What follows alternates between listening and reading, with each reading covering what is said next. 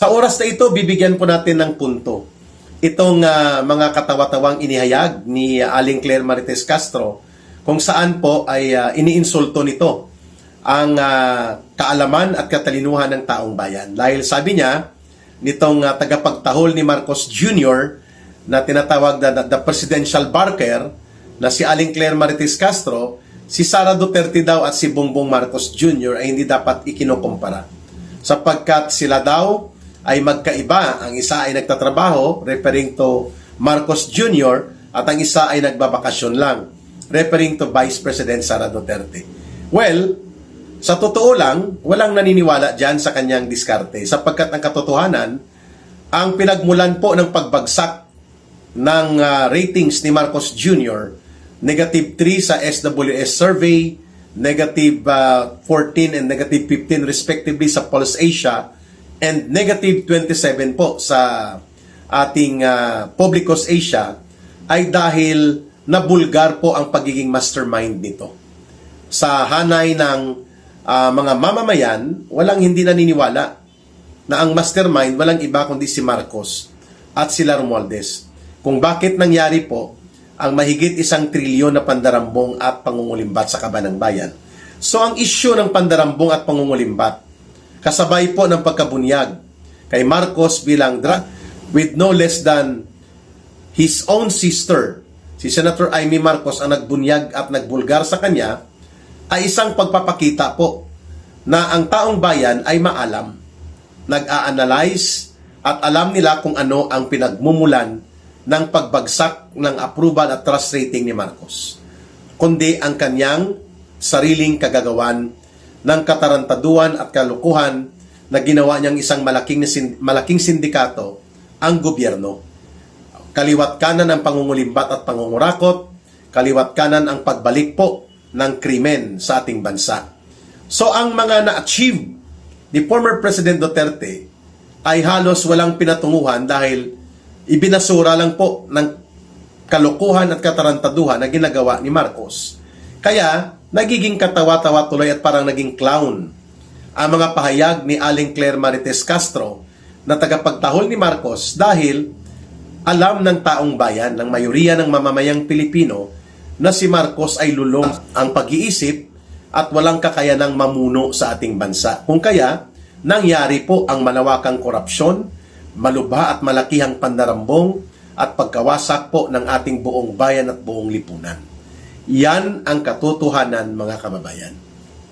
Kung kaya, malinaw po na isang malaking katatawanan at isang malaking insulto na rin mismo sa kaisipan ng mamamayang Pilipino itong binabanggit ni Aling Claire Marites Castro na panay bakasyon si Inday Sara Duterte, samantalang si Marcos ay panay ang trabaho. Siguro panay ang trabaho para mapabilis ang pagnanakaw at pandarambong sa kaban ng bayan yan. Baka pwede pang tanggapin at paniwalaan yan ng mamamayang Pilipino. Ang ganyang uri ng pahayag ni Aling Claire Marites Castro. Pangalawa, malinaw naman po sa atin din na ang anumang issue na ibinabato kay Vice President Sara Duterte ay talaga namang lalusutan po ng kanyang malinaw na magandang performance sa evaluation po ng Commission on Audit. Yung mga issue ng Mary Grace Piatos, yung issue ng 125 million pesos, yung peke at panunuhol sa impeachment, lahat ng ito na ipakita ni Vice President Sara Duterte na ito ay bahagi ng malawakang political demolition job. At walang malaking epekto sapagkat no less than the Commission on Audit ang nagsabi mismo na inilabas nila 3 times unmodified ang results ng evaluation sa lahat ng audit report na ginawa kay Vice President Sara Duterte sa paggamit ng public funds, even when she was still the concurrent DepEd Secretary or even sa kanyang pagiging Vice President, including the 125 million pesos. Kaya, pag naglabas ng survey, mga kababayan, mas mataas, higit di lalo pa, ang mas pagtitiwala at pagkilala ng taong bayan kay Vice President Sara Duterte kaysa kay Bongbong Marcos Jr. Kapareho lang kay Martin Romualdez, walang naniniwala po sa kanila. Yan ang dahilan kung bakit hindi mo pwedeng ikumpara talaga si Marcos at si Sara Duterte. In the first place, hindi po adik si Sara Duterte. Kagaya ng pagbubulgar ni Senator Amy Marcos na si Bongbong Marcos ay lulong sa matagal ng pag-abuso itong si Bongbong Marcos Jr. Pangalawa, binanggit din ni Aling Claire Marites Castro na wag daw gawin ang issue ng impeachment laban sa Pangulo kay Marcos Jr. bilang political demolition operation. Wow! Nagsalita si Claire Castro sa lahat ng magsasalita. Dapat sinabi mo yan kay boss mo Bongbong Marcos Jr. at sa partner in crime niya na si Martin Romualdez. Dahil yan ang gawain nila. Panunuhol, pandaraya, sa basura at gawa-gawang kwentong impeachment complaint kaya nga ibinasura ng Korte Suprema. At sabi ng Korte Suprema, sinortcut nyo, hindi nyo sinunod ang constitutional process. Kung paano tama ginagawa with due process and constitutional guidelines ang impeachment complaint. Yun. At ang nagbulgar mismo nito, walang iba kundi si Congressman Toby Chanco. One of their own, sabi ni Congressman Toby Chanco, ginamit nila Martin Romualdez at Saldico ang panunuhol sa mga proyekto, flood control at iba pang mga pork barrel upang makuha at madaya nila ang signature ng mga kongresista. And lahat ng yan, sinuportahan ni Marcos. At ano pong nangyari? Tinabla sila ng Senado. Hindi nakalusot sa Senado, hindi pinatulan ng Senado ang gawa-gawang kwento, pandaraya at basura na uri ng impeachment complaints nila. At ang may gana pa ngayon, at even ang Korte Suprema mismo, kategorikal ang naging desisyon. Ang may gana pa ngayon na gumawa ng kwento tungkol dyan, si Claire Castro pa na ginagamit daw ang possibility ng impeachment complaint upang si Vice President Sara Duterte ay kanilang palabasin na siya ang sa likod nitong impeachment complaint. Aba, talaga lang. So, malinaw, mga kababayan, na talagang nagpa-panic mode itong gobyerno ni Marcos dahil kung ano-ano na lang ang lumalabas sa bibig ni Aling Claire Marites Castro. Eh, mantakin mo, hindi pa nga napa-finalize kung totoo ba na may impeachment complaints laban kay Marcos Jr., ang mga opposition group, inunahan na ni Aling Claire Marites Castro at ng mga aliado nila sa Kongreso, itong si Zia Alonto Adjong, na isa ding attack dog ni Marcos at ni Romualdez, na wag daw dapat gamitin ang impeachment complaint laban sa kay Marcos Jr. upang ito ay paglaruan sa politika. Wow! Look who's talking. Sino ang nagsasalita? Di po ba kayo?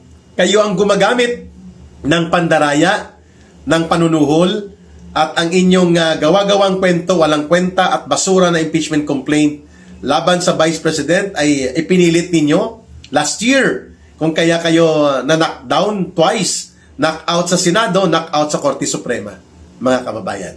Eh ngayon ituturo ni Claire Castro na parang ang pasimuno sa impeachment complaint ni Marcos Jr. ay walang iba kung hindi si Sara Duterte. Talaga ha?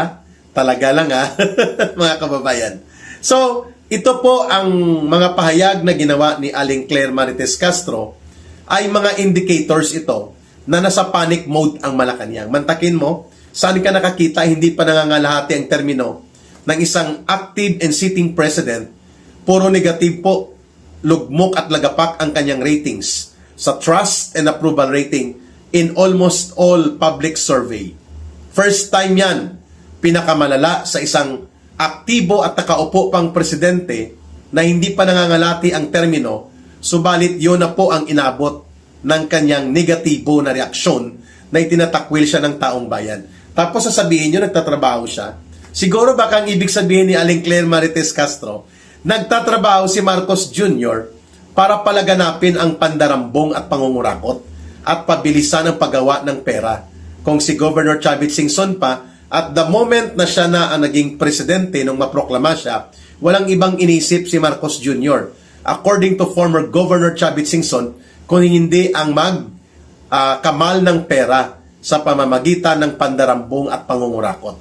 At yan ay ibinulgar mismo ng dating kaalyado at nagbigay ng tulong pinansyal sa kampanya mismo ni Marcos Jr. Yan po ay hindi matatawaran, yan po ay hindi mapasusubalian. Nangyari po yan na si Marcos Jr. mismo ay siyang pinagmulan ng kung bakit lugmok na lugmok po ang kanyang trust and approval rating dahil mismo sa kanyang ginagawa. At dahil yan ay nakikita at natatanggap na katotohanan at alam ng taong bayan na yan po ang pagkataong mayroon si Marcos Jr. Mastermind ng lahat ng mga kagagawa na ito sa kanyang pagkakaroon ng involvement sa crime of the century na tinatawag po na the greatest robbery of the government by the government itself led by the President.